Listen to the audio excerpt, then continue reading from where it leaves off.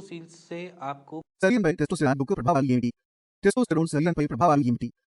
మొదటగా వృషణాల ఏర్పాటు లేదా వృషణాలు ఏర్పడినప్పుడు మనకు రెండు విషయాలు ఇస్తాయి.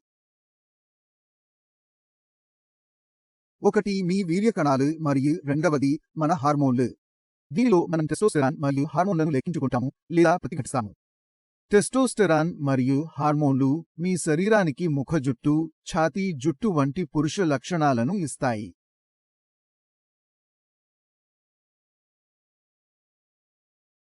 ఇప్పుడు మూలంగా ఏమి జరుగుతుందంటే మనకు వేరికోస్ వెయిన్స్ లో రిఫ్లెక్సెస్ వస్తాయి లేదా రివర్సల్ ఫ్లో జరుగుతుంది. రిఫ్లెక్స్ లేదా రివర్సల్ ప్రవాహం అంటే రక్తం సిరల నుండి తిరిగి వృషణాలకు రావడం లేదా నేను చెప్పినట్లు అదే దిశలో ప్రవహించి అవరోధం ఏర్పడే చోట ప్రవహించడం మొదలవుతుంది. ఇక్కడ మనం అనేక విభిన్న విషయాలను చూడగలం. అదేవిధంగా మళ్లీ రక్త సంచారం జరిగితే వృషణాలు తమ పనితీరును తగ్గిస్తాయి. వృషణాలు వాటి పనితీరును తగ్గించడం ప్రారంభించినప్పుడు మనం రెండు రకాల రాజీ పరిస్థితులను ఎదుర్కొంటాము. మొదటిది మీ స్పెర్మ్ కౌంట్ తక్కువగా ఉండటం మరియు రెండవది మన హార్మోన్లు అసమతుల్యత ఉండటం.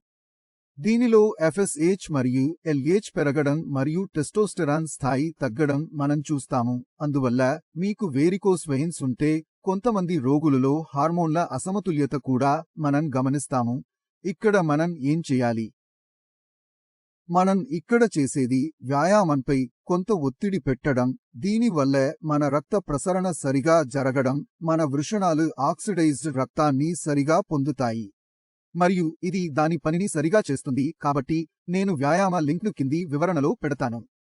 మీరు ఈ రోజు నుండి ఆ వ్యాయామాన్ని అనుసరించండి. దానివల్ల మీ హార్మోన్లు అసమతుల్యంగా ఉండకుండా మీ స్పెర్మ్ కౌంట్ కూడా తక్కువ వర్గంలోకి పోకుండా ఉంటుంది.